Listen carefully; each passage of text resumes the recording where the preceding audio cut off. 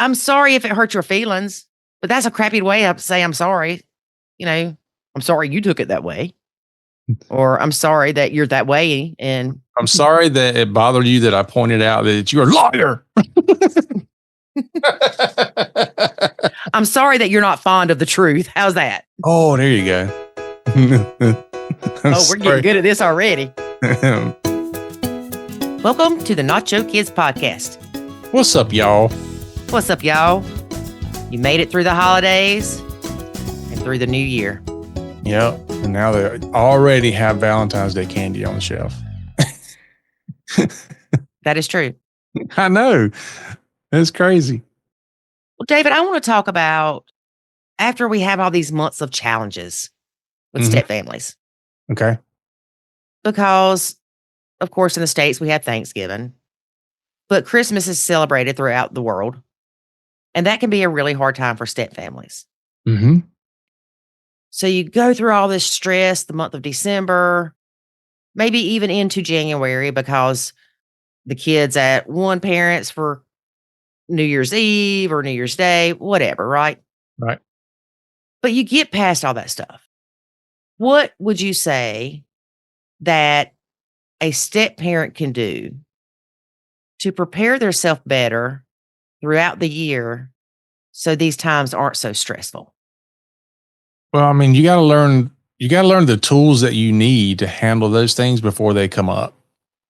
So otherwise you're trying to learn it while you're in the middle of it. You can't. Yeah. I like to say it's changing the tire on a moving car. It's just super difficult. Right. I was just going to liken it to I'm going to do a sports analogy. I know not everybody follows sports, but you can pick any kind of sport, really. The outcome of the game, whether it's football or football or fighting or whatever else, it's like it's won or lost in the practice. So it's all about what you do to prepare for that is what makes it or breaks it. And I think a lot of people don't do that in life or in a blended family. They don't practice the skills, the techniques, the things that you need to do when the challenge comes up. Because for, a basketball team, the challenge is game day. For a blended family, the challenge is when something goes wrong, right? Mm-hmm. So having practiced, you're ready for game day. Having, as a blended family, as a step parent, having practiced, you're ready for that thing that comes up that's going to be a challenge that you have to face. Right. If we know that Christmas Eve is a trigger for us because we're used to doing things a different way, and now we have to do them the David way, then between now and then, I could talk to you and say, hey, I understand you want to keep your traditions, but can we incorporate some of mine? Or can we kind of merge them together somehow? Mm-hmm. That way it's not so stressful. Yeah.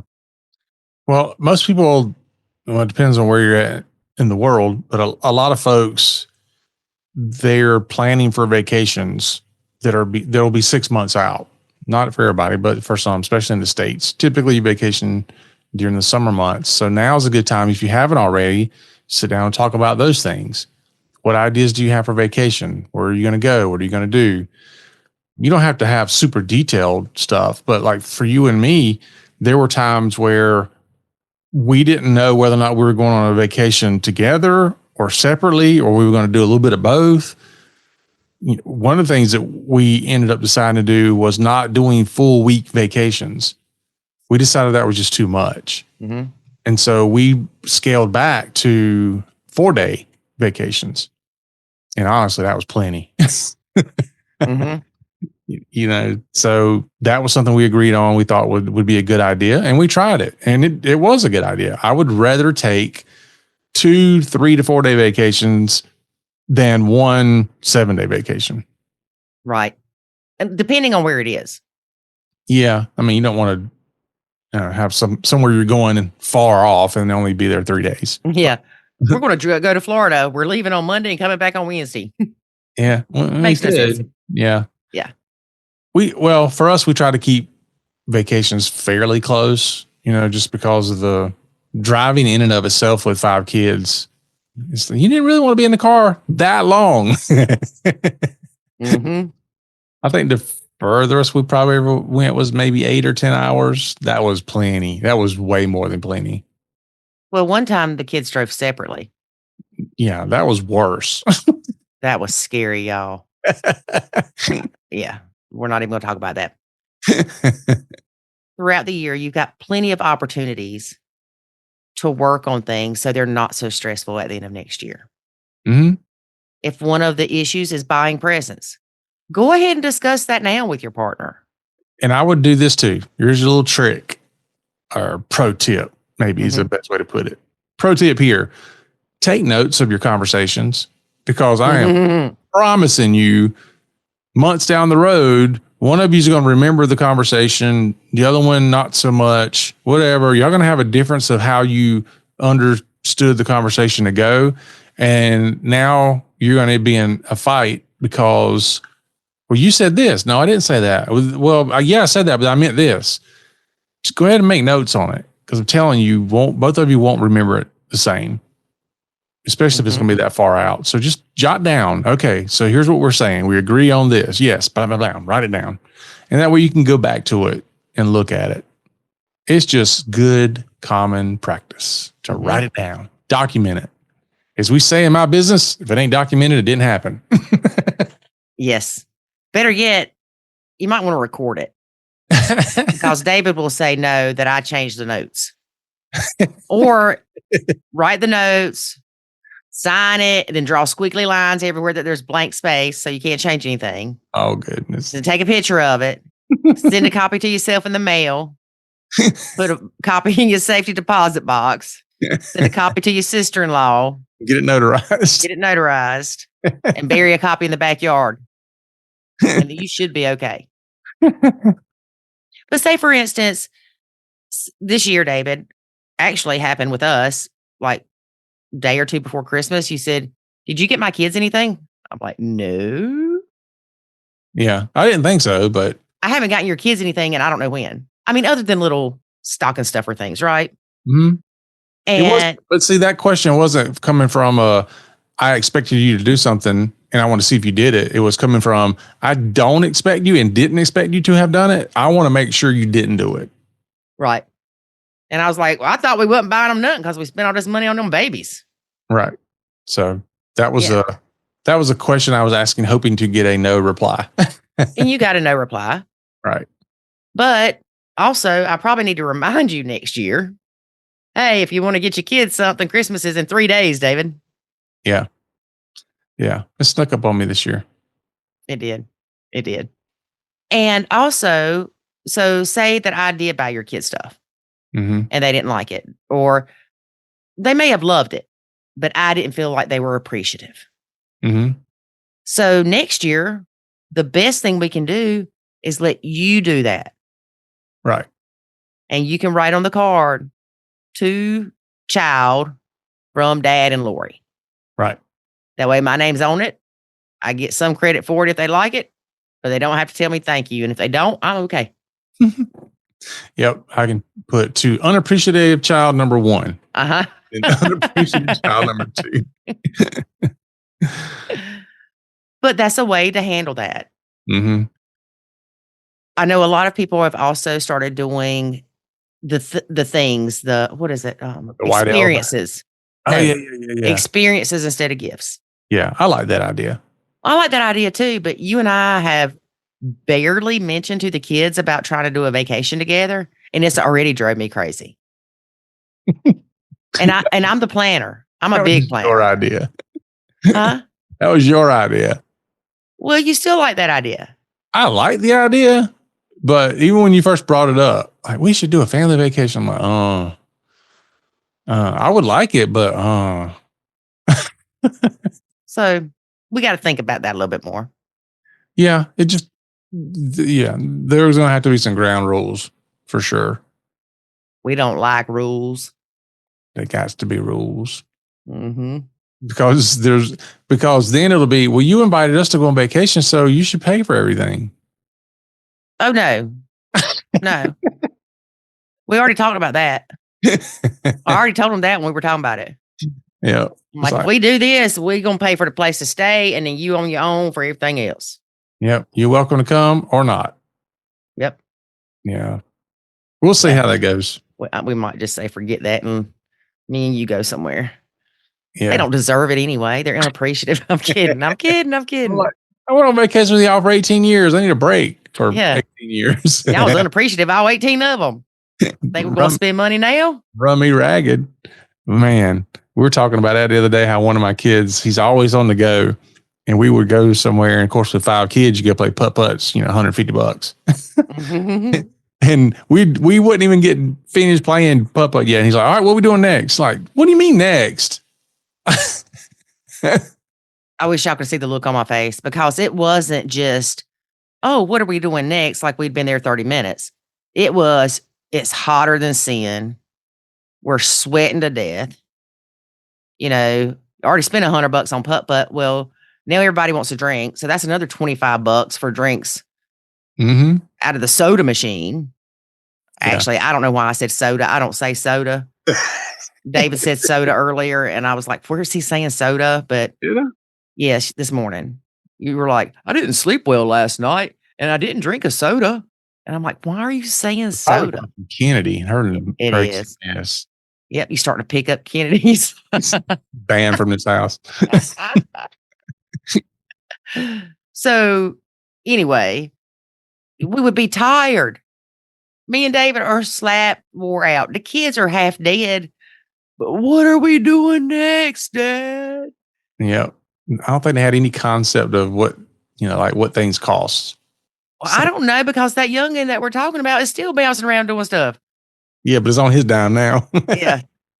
Well, he would probably think twice about it if he was carrying 5 other people with him. Yeah. Yeah. I hope he has 5 kids. That'd be great.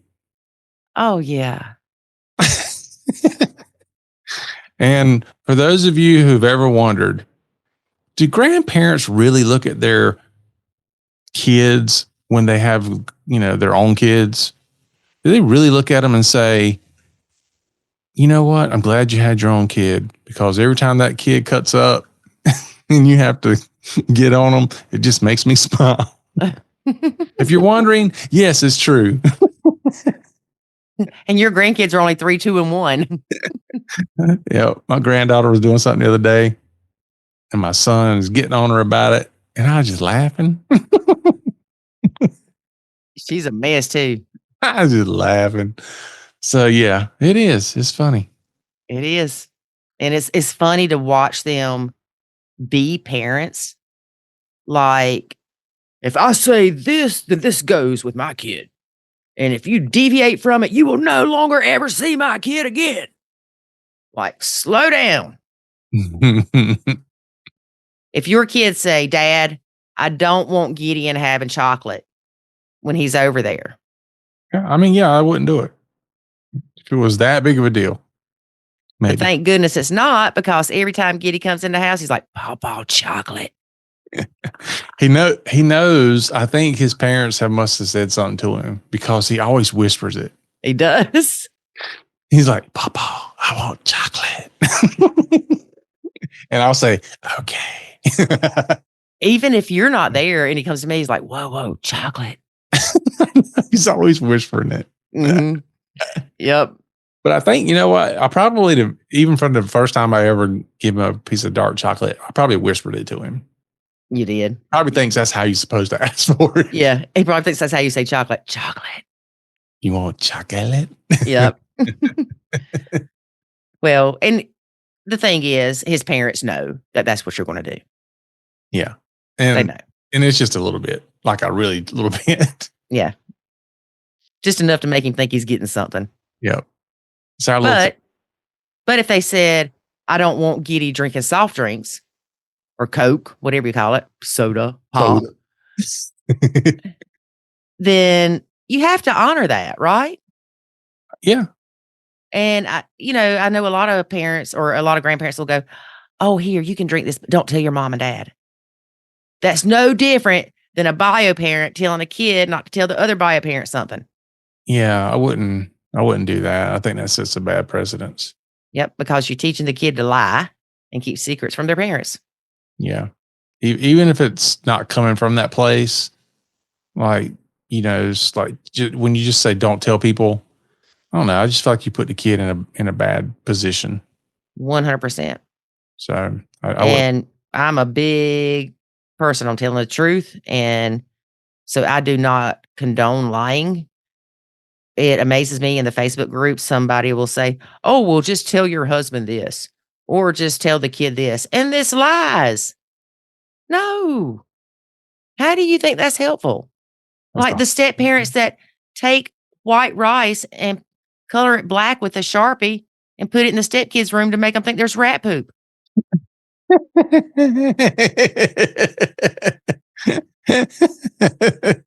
I did laugh at that one. But see, here's the problem. If I did that and the stepkids would say, Lori, did you do this? I would say yes. I would tell on myself. There's easier ways to do that than paint it with a marker. But anyway. Yeah, I know. But look, lying's not good for you and it's not good for your kids. Be a good role model. Tell the truth. Let them see you tell the truth. Let them see you pay the extra $15 because they're 4 instead of 3. Ooh, don't go down that path. I did. Oh, Lord. I did. If you teach your kid to lie about their age at Carowinds or any amusement park, you're teaching them it's okay to lie and steal. Can't believe you went there. I went there. You did. Boom, yow. You opened that Pandora's box. I did. We just lost 400,000 listeners. Probably. Well, they were probably lying about listening to us anyway. We're like, wait a minute, it's free meals under 2. Yeah. How old are you, little Johnny? 2. Yeah, tell them you're 2. Yeah. Yeah. But, no. And I say that because our kids are always watching us. Whether they're your step kids or your bio kids, they're still watching. And you can't expect them to think that you're a good person and a trusting person if they see you lie. Yeah. Yeah. I mean, it's just about having integrity and having good moral core values. Mm-hmm. It's like you want that from your kid, but yet you put them in situations or ask them to do things that go against what you actually want from them. You don't want them to grow up and not have integrity and lie. You don't want that. So don't model it and don't put them in positions where they're doing it. Right. And don't use money as a justification to do it either. Yep. But we saved $50, little Johnny. Man, you better, okay, let's move on because you about to step on everybody's toes. You think? I hope not. Well, I hope not too. But I'm sure there are people listening. If I stepped on your toes, you should have wore steel-toed boots. Look at you, Buttercup. Yep. All right. I'm not going to apologize if I stepped on your toes. Even though I really want to say, I'm sorry if I stepped on your toes. No, I'm not doing that this year. Is that one of your resolutions? It is. You're not going to be apologetic. Well, I'm sorry if it hurt your feelings, but that's a crappy way to say I'm sorry. I'm sorry you took it that way. Or I'm sorry that you're that way. And I'm sorry that it bothered you that I pointed out that you're a liar. I'm sorry that you're not fond of the truth. How's that? Oh, there you go. We're getting good at this already. So rather than making a New Year's resolution for myself, or just making a resolution for myself, or a goal, whatever you want to call it, I'm making a New Year's resolution for all of y'all listeners. Oh, boy. Okay. Let's hear it. The resolution is you are going to do everything you can to make this year a better year for your step family. Okay. That's not a great goal. Because it's not measurable. That's right. It's not specific, measurable. Well, if I had wrote in a calendar every day last year that was bad and had frowny faces every day, and then this year I put smiley faces on 2 of them, then that's measurable. It's an improvement. Well, here's something I heard years ago that's helped me. Oh, Lord.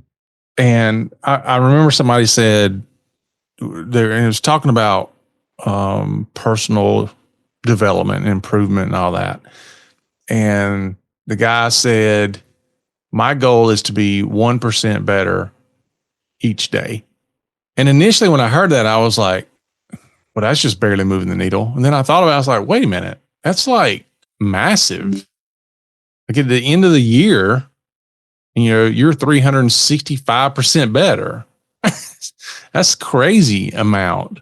But then when you think about it, you're like, oh, it just takes 1% a day to get that massive difference. And it changed the way I looked at my day to day, and it changed the way I looked at my goals. And it just reiterates that if you just divide things down to a smaller number, that you can do more. Instead of looking at it and going, what am I going to do this year? You can do that, and you should do that, but then break it all the way down to what am I going to do this month or this week or today or each day. Mm-hmm. Anyway, it just made an impact on me. So because I don't feel overwhelmed. I'm like, it's just 1%. What can I do to be 1% better today than yesterday? And it doesn't always mean that I'm trying to hit everything every day. Like some days I'm 1% better as a father. Next day I'm 1% better as a husband. Next day I'm 1% better personally or whatever. I just try to target these things and try to be 1% better in them. But at the end of the year, I'm a better person all the way around because I've targeted all these things. Right. If you're doing this and you have a day that you backslide or you just didn't do as well as you did the day before, that's okay. Mm-hmm. Just keep going. Yep. It's all about the consistency. Yep. You can either consistently do it or consistently not do it, but you're going to be consistent. Right. Exactly. So, David, what are some things that you're going to be consistent about this year? What am I going to be consistent about this year? I know one. As opposed to last year? Yeah. All right. What's that? What's one? You're going to help me blow up Nacho Kids. I'm going to consistently work more. Yep. You're going to consistently work more with me on Nacho Kids. We're going to put out YouTube content.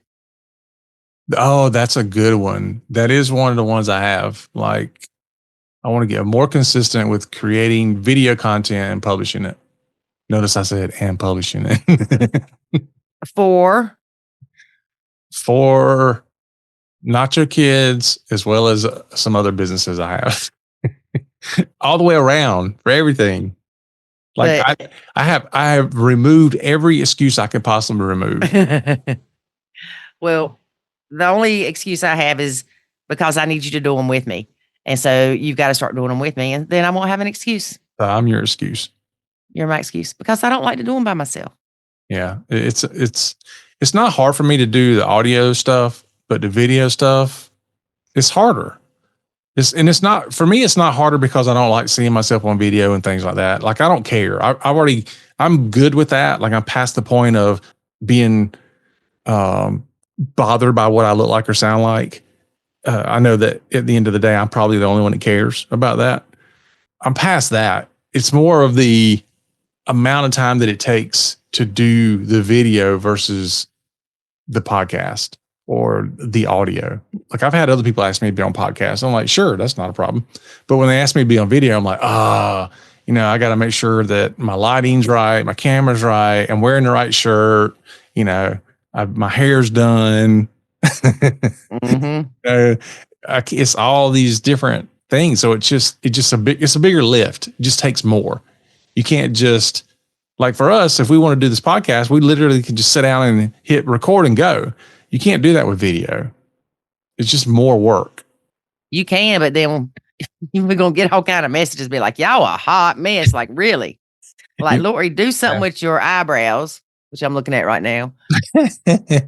But, having said that, though, I am starting to see a lot more content from creators on YouTube that is more unprepared, I guess you could say. Mm-hmm. Like, one time you'll see them and they're dressed to the nines and all made up. And the next time you see them, they're wearing a wife beater and working out at the gym. And, it's just, I'm not necessarily talking about the same person when I talk about makeup in one and wife beaters in the other. Yeah. You in trouble now. And somebody just caught that and was like, wait a minute. The same person that wore makeup was wearing wife beaters. No, not necessarily. I'm just seeing it where some people aren't concerned about getting done up for video. But anyway, that's that. I'll ramble on that. But you're right. That is one of my goals. Produce more video content and publish it. Yep. That's Uh, my goal too. Another one. Let's see. What's another one for me? Most of mine are business related. I don't have necessarily too many personal goals. So I don't know. On the business side of things, it's, I look at not just Nacho Kids, but my other business as well. Is, I'm always looking at having a year that ends up being better than the previous. So we set goals for, how many clients we're going to close, top line revenue, bottom line revenue, margin, gross margins, net margins, all this kind of stuff. There's all these KPIs we look at for those kind of things. My personal life, one of the goals we've started is I wanted you and I to travel more and to spend more time together doing things outside the house. So I think we've already kind of started doing that. And we're getting there. I want to continue doing that because we work from home. Oftentimes there's a huge blended line, and I don't mean like blended family, but a blended line between work and home life because it's so easy to switch back and forth between them. Yeah. So we don't have the luxury of going, it's 5 o'clock. I'm away from work. You and I just start work when we want to start, end when we want to end, start back when we want to start back, end when again. It's just back and forth, back and forth. Yeah. You more so than me. I actually have some set times, but mine's all over the place. Yeah, you can work when the opportunity arises, and then you can switch on and off and on and off multiple times during the day, which is great. Sometimes. Yeah, the problem is when everybody else figures out you can do that. Yeah, and then they'll start coming up and interfering with your day. Oh, yeah, they already do. Yeah. But no, I think that's something we probably should sit down and talk about is, what goals that we want to set as a family and stuff. We haven't done that yet. We actually have a meeting next week where we will sit down and with some of our other business owners and go over goals and planning and everything for 25. So it'd be a good time for me and you to sit down and talk about Nacho Kids as well as personal family goals and such for 25. There you go. All right. I think that's it, David. All right. Good deal. Oh, wait. June of this year. June 20th and the 21st. David and I and 2 other very special step family coaches are planning a retreat in Nashville, Tennessee. Woohoo. We'll have a meet and greet that Friday evening. We may have some pre-retreat classes Friday during the day. And then we'll have stuff going on all day Saturday. So put it on your calendar now if you're interested. And we will give you more information as we have it. And in March, the end of March, we may have a Nacho Kids meet and greet in Dallas, Texas. All right. Well, the best thing to do is sign up for our emails and newsletters because that's where we'll keep everybody apprised of what's going on there. We'll talk about it on the podcast too, but definitely will be on the email list so you get all this information. Yeah, because if I post it in the Facebook group, maybe 5 people will see it. Yeah, I can't rely on that. So get on the mailing list. There's a lot of stuff that comes out through that. So if you want to be up with everything that's going on, you definitely want to be there. So go to nachokids.com, sign up for the email list. If you have any problems getting on it, just shoot us a message, an email at contact@nachokids.com, and we'll put you on the list and get you going. All right. Sounds good. All right, folks, that's our show for today. Be sure to share this out because sharing is caring. But no, do your part to help other people. That's one goal you should definitely have. What are you doing each day to improve the lives of others? And simply sharing this podcast can check the box for you for today. So there you go. There you go. For Lori and myself, that life is good. When you Nacho.